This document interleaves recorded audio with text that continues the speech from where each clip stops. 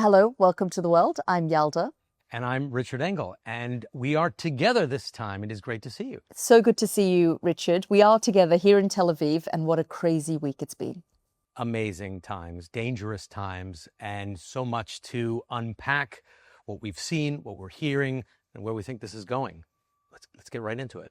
And before we get going, of course, our listeners can follow us wherever they get their podcasts and send us your questions. We love getting them. We're both in the field at the moment. So send us your thoughts about the situation here between Israel and Iran at the usual place, theworld@sky.uk.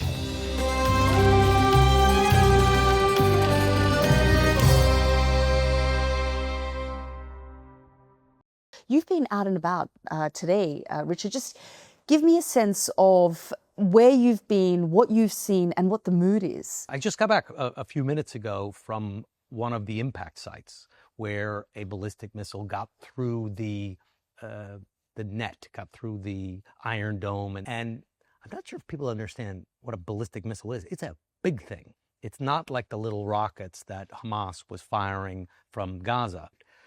Ballistic missiles are huge. Think of a city bus, not a double-decker bus like in the UK, just a normal bus. So I went to the site where one of these big ballistic missiles got through the Israeli defense system, exploded, left a crater that was probably, I don't know, 5-6 meters deep, and it hit around all where the buses were parked. So all the buses in the area were charred, nothing left of them.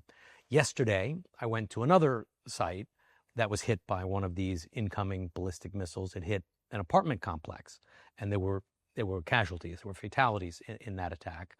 And it was big. You know, it knocked out an apartment, obliterated it, obliterated the apartments above and below, and made most of the apartments in the entire building uninhabitable. Knocked out the windows, pushed in the doors, dropped the ceilings. So these are big bombs that Iran is firing, and it's a different kind of conflict. They're also hitting military sites, but the Israelis aren't letting anyone get anywhere near those sites, so it's difficult to assess how much damage they're causing to the military infrastructure of this country. But I would say, so far, the Israelis are behind this. The Israelis are not protesting in the streets. They're not saying, stop this war, stop these incoming missiles. This was a war of choice. We've had enough. You're not hearing that from the Israelis, or at least I'm not. And the question is, for now, they're behind Benjamin Netanyahu, but for how long and how many ballistic missiles do the Iranians have? And what sort of air defenses and supply do the Israelis have in terms of their interceptors? You know, I was in Jerusalem the other day, by the way, Richard, reporting. Suddenly, my phone went off because there was going to be ballistic. You get that massive beep, and then it's about 7 to 12 minutes, by the way, for it to reach. People are always asking us. We look at the comments about how long it takes. The process. No, about the process, how we do this job. So let's peel back the curtain a little bit. So how do these alerts work? What is it like for you when you're reporting?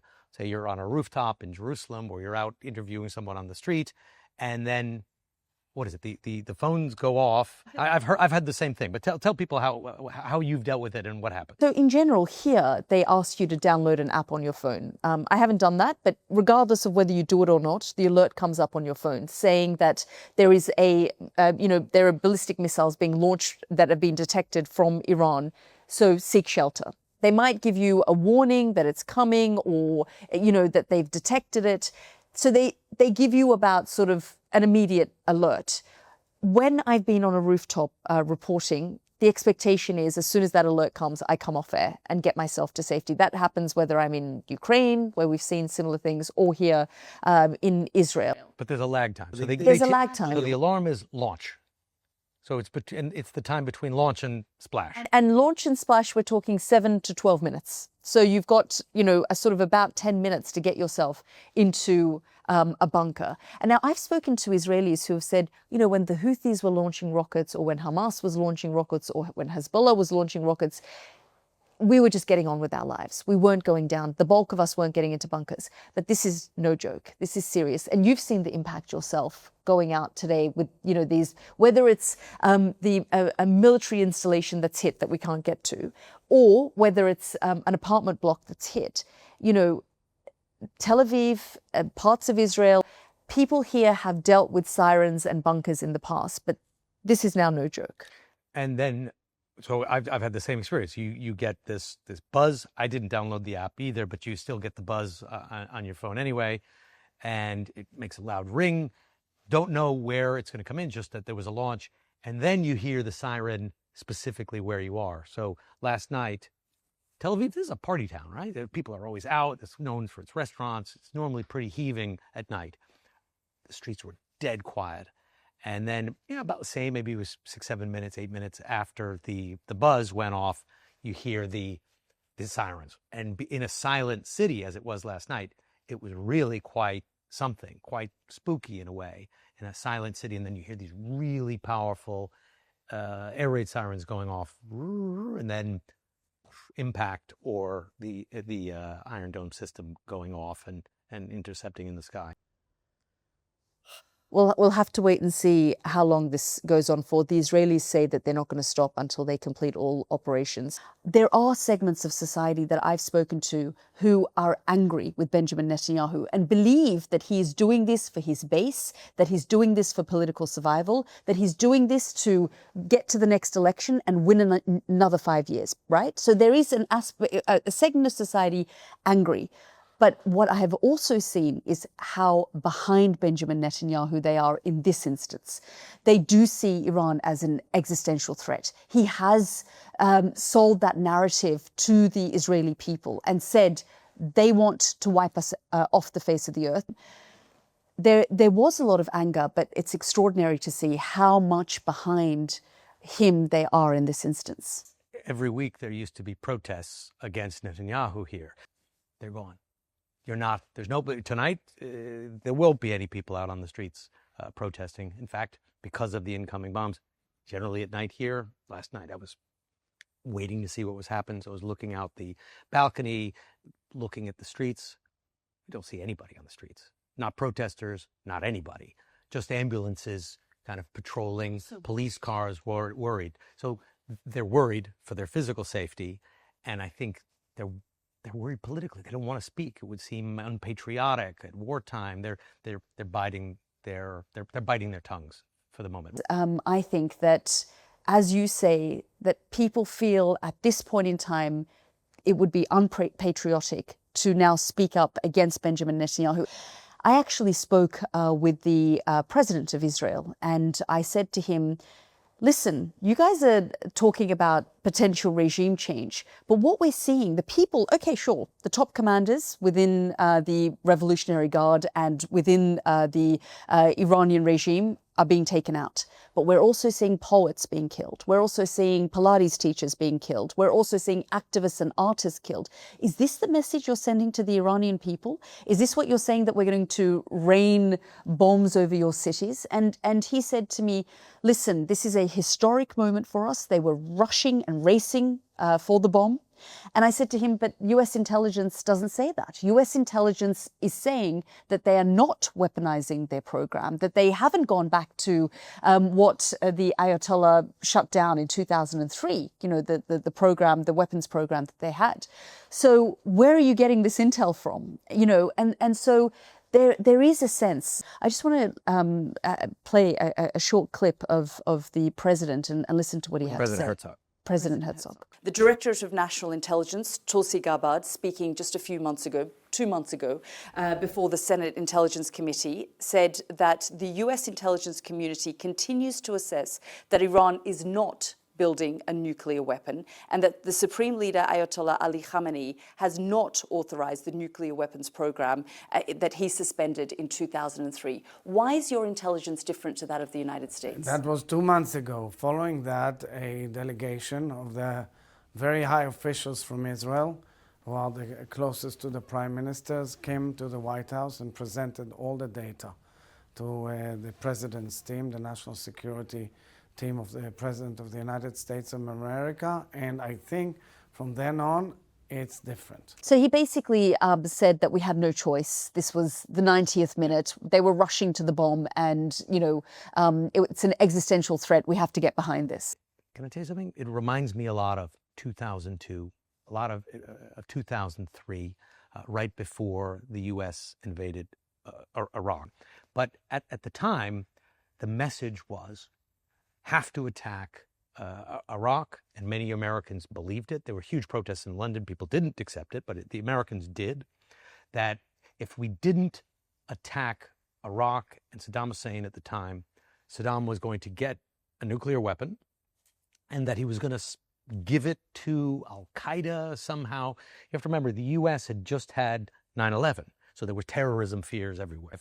But the logic that was being sold to the American people and the world and the UN was that Saddam was building nuclear weapons. It turned out he wasn't.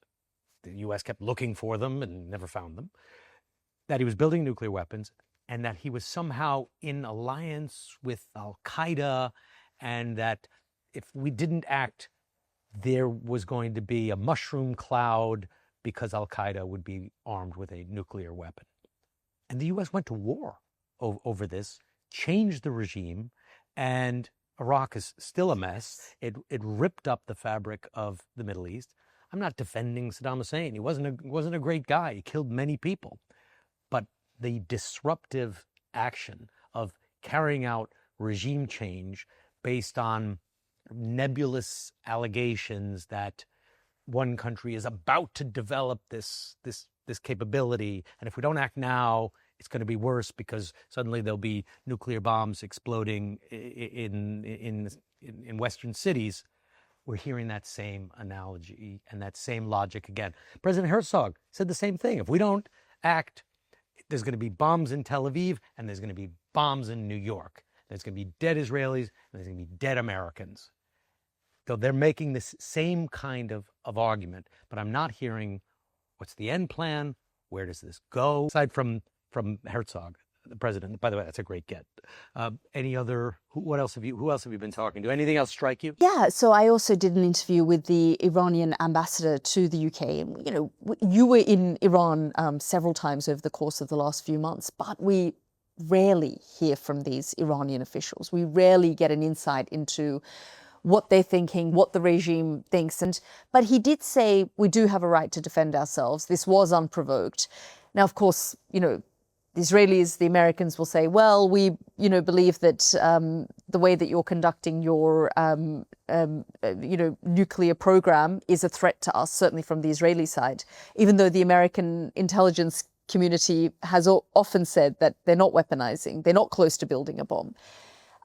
The Iranians are now saying we have a right to defend ourselves. We're not backing down. We will come back to the negotiating table if and when this stops, but we are going to continue our operations. Let's just have a listen to what he had to say. United Nations Charter, this is our inherent right to self-defense. Now we are defending ourselves according to the Charter of United Nations. There is no doubt that the one act of aggression has been placed against the Iranian territory. And according to this principle, this is the very important principle and in United Nations Charter and as well as international law, that to defend ourselves. And that, I think, is an odd position, I will say, because we've covered a lot of ceasefires and a lot of truces. Usually, you do enter into talks while you're fighting. That's the whole point of going into negotiations. We want to stop There's always the a fighting. military and a diplomatic. But he's saying, and you hear this a lot from sort of the, let's call it the broader international community. Some European officials, from Arab officials have been telling me this, that the Iranians couldn't go into negotiations now because they're under attack. I'm not entirely sure I understand that logic. If you're under attack and you're fighting a war, and you're fighting a war that you're losing, and Iran is losing this war because Israel has total air superiority, they can pick and choose their targets. They just blew up the Iranian television station, main headquarters the other day while they were on air. We cannot state total air superiority. I mean, they are flying over Iran the way that they would be flying over Gaza. They have complete control over the skies. Like the way aircraft would be flying over Heathrow. they do what they want over Iran right now. So if you're Iran, it probably is a good time to negotiate instead of sticking on this principle, we cannot negotiate under fire. I'm not sure. In war and peace, I think you do negotiate under fire. Well, I guess the question is, how does this end? From my assessment, what I see is two men, one 75 years old, one 86 years old, and both, actually, when you think about the supreme leader, he would have preferred for Israel, from my conversations with those who are analyzing the situation, and they've said to me, wait, supreme leader is 86. Who's the 76-year-old? Benjamin Netanyahu. Okay. So we've got two older men. I didn't know his age. He looks pretty good. For his But age. we've got two older men, ideological, and believing they have a mission from God, right, to their people, to their political survival. And those who assess the thinking of the supreme leader have said to me that they believe that he would have rather Israel attack than to capitulate to Trump with the deal and say, no uranium enrichment whatsoever, which was one of the requirements that the US put in front of the Iranians. On the other hand, you've got Benjamin Netanyahu, 75 years old, fighting for his own political survival, which at different points, he's been at a low, he's been at a high. Right now, he's having another high. And his feeling is, I'm going to go in, I'm going to ignore what the rest of the international community wants, and I'm going to attack Iran. So ultimately, what we have here is two men risking the future of this region for their own political and ideological needs. So when I was in Iran, and I was there for almost a month, that's a long time for an American journalist to have pretty free access. We didn't have a minder. We went where we want. We were interviewing people on the streets. I came and went from my hotel wherever I wanted. I didn't tell people. I didn't, just sort of knock on a military base and walk in, but I wouldn't be able to do that anywhere in the world. But for Iran's perspective, and I had a lot of freedom of movement. And the reason I think I was given this kind of access is because they didn't want a deal. I interviewed this top advisor to the supreme leader, Ali Shamkhani. And Is he alive? he is still alive, according to Iranian sources. Many people have reported him dead. He was one of the top commanders that Israel targeted on the first day. So he was in the most important bunch. He was the chief negotiator, but much more than that. He was not just the chief negotiator participating in these talks with the U.S. He was an advisor to the supreme leader. He was a military advisor. He was a nuclear advisor. He was someone who was hated by many circles in Iran for being someone who was involved in orchestrating the crackdowns against women. A real hardliner among hardliners who'd been there for a long time. Probably one of the top half dozen, most powerful half dozen people in the entire country. Yes, apparently he is still alive. He was targeted. His apartment was targeted. I did the last interview with him. And in that interview, he said, we want a deal. We think that we can have better relations with the United States. But these are our terms. And he laid out the terms. And he said that we want to be able to enrich uranium at a low level for domestic use. He said we want to get rid of this highly enriched uranium. He didn't say where it was going to go, but get rid of, meaning it's no longer under their control and possession. An immediate lifting of sanctions. He's like, and they would open up the country immediately to international inspectors to verify it all. He said, if we do that, we'll sign a deal today. President Trump responded to that interview. President Trump responded, said, look, great. Looks like they've come to a deal. President Trump responded specifically to the article that I wrote and said, look, the top guy there, or one of the top guys there, laid out the terms. They've pretty much agreed. It's looking good. And then they were heading into negotiations. Before those negotiations took place, there was this surprise attack, and it is raising the questions. The question among many Iranians, and certainly among Iranian officials, was this whole negotiating process a fraud? Was it all a dupe? Was it all a trick? Was Trump in on it? Was he just trying to kind of give them a false sense of security? Or did Benjamin Netanyahu, and this is actually what our latest reporting, NBC has got some confirmation on this, that Trump was a believer in the process, wanted this process to go forward, but that he was recently, very recently, convinced by the Israelis that now was the time to act, that they were racing toward a bomb, that they were going to soon restore their missile defense systems, which had been previously destroyed by Israel, and now or never, and that if we don't do anything, it's going to be bad, and that they presented President Trump with a list of options ranging from killing the supreme leader, which he nixed, to doing nothing, and then a variety of options in the middle. Well, I think what we know about Donald Trump is he likes gold, he doesn't like blood, he doesn't like war, but what I think this whole situation... I'm not sure about that. We will see. I'm pretty convinced he's going to end up as a wartime leader. He keeps saying this. Oh, I don't like bloodshed. I don't like war. I don't like conflict. Just hasn't been able to resolve it, though, Richard. He wants to, I think, be the guy who resolves the Ukraine-Russia crisis. I think he wanted at one point this deal. But I also think he sees now, that Israel has conducted these operations. And frankly, what we've seen, let's question the competence levels of the Iranian regime. Massive intelligence and security failures. You had generals asleep in their beds on the night of the attack.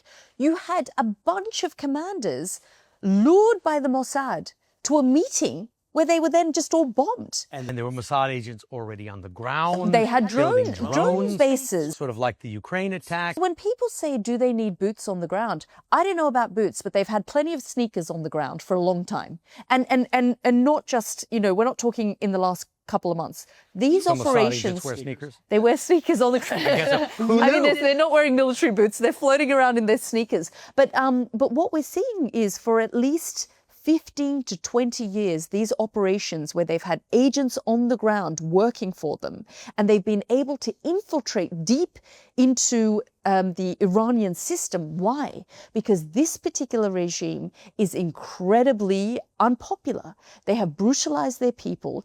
They may not be great now that we've seen over the course of the last week at managing a crisis like this, but they're brilliant at oppressing and suppressing their people. But what's next? But it's up to them to change their regime. So again, you don't need to like the regime. It has nothing to do with that.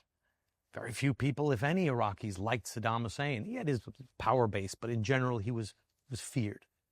Iran, very similar. Many Iranians don't like the regime, don't like the Islamic revolutionary government that has been in power since 1979. But what happens next? What is going to replace it? Where does this go? Prime Minister Netanyahu keeps talking about reshaping the Middle East. Remember that speech he gave to the United Nations? There's going to be a new Middle East, and there's people who are on the side of the blessed and people who are on the side of evil. So he's going to reshape the Middle East based on this claim that they were about to break out and develop nuclear weapons. So how does this end? Where is this going?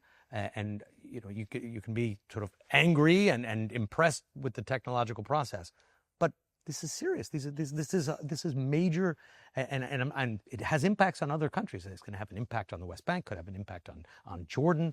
Once you start reshaping the Middle East, then you're reshaping the region. It could unravel, and I guess these are big questions that we need to now ask. How does this end? What's the strategy? What's the plan? Coming in as an external force and pushing for regime change in another country is quite a massive claim, as you say, because we have seen it before, and we've also seen how that's ended. But again, Israel says they don't want regime change, just want to be able to fly over Iran at any time. That's what the defense minister said today. But just fly over the country at any time and bomb whatever they want. I think they've made it quite clear that they want regime change. Netanyahu, as well as I asked the president, Isaac Herzog, I said, what about these reports that you guys were going to assassinate the supreme leader? And he said, I don't want to talk about that. The war cabinet is discussing that. But this is a brutal regime that, is... And he called on the Iranian people to rise up and get rid of their government. I mean, that's the Regime Change Act. But I think in the meantime, what we have is Donald Trump calling for millions of Iranians to evacuate their homes. Bombs falling on Iranian apartments, no bunkers, no shelters, no plan B. And then here in Israel, I mean, every other hour, there are sirens going off on our phones. Although this is happening, and as this is happening, there is still the massive war going on in Gaza, which only seems to be getting worse. Yeah. You know, just today, we spoke to a medical official in Gaza, said that more than 50 people were killed today by drones, Israeli drones and artillery, according to this medical official, while they were collecting food. It's a daily occurrence now. It's big numbers. And the Israelis acknowledged it. The Israeli military came out with a statement sort of acknowledging it, saying, yes, we're aware of this incident, aware that there were casualties as a result of IDF fire as crowds rushed toward troops, and we are investigating it and regret the loss of the lives of those who are, quote, uninvolved. Sort of some vague statement, but an acknowledgement that this happened. And it's happening, as you say, all the time. Richard, so nice to see you in person. We'll have to wait and see how long we end up here. In terms of predictions, I'm going to say I'm hoping that a ceasefire deal might be struck, that Benjamin Netanyahu is engaged now in a bigger war, an actual war, rather than, So you think he stops? I think he might stop on Gaza, and that, I believe, from my understanding, is now in the works again to resurrect some kind of ceasefire. And I think he might rush to an election because he's now riding a high again. So they're kind of my two predictions. What about Iran? Does he keep going on Iran? He keeps going on Iran because now they're building momentum. And if that means that the supreme leader is the kind of final thing for them, then so be it. I don't know about the ceasefire deal in Gaza. Maybe. I mean, it's very possible. It's not that the Palestinians really can do anything else but agree to a ceasefire. I mean, they're defeated. They're starving. They're under attack. How can they not agree to terms, even if it is capitulation and surrender? I don't know. I don't really see what other choice they've got in this situation. And in terms of Iran, the way they're describing it now as this long-term existential threat, and that they want to be able to fly over Iran at will, attacking targets, it doesn't sound like they're gonna stop anytime soon. So my prediction would be they keep going. I mean, Netanyahu feels that he has the Iranians up against the rope, and if you're a boxer, you see your opponents sort of weak, bloodied, losing consciousness, and is up against the rope, you probably go until he's knocked out. Richard, really good to see you. And thank you so much to our listeners for joining us. Great to be with you in person, and thanks for everyone for listening. Until next time.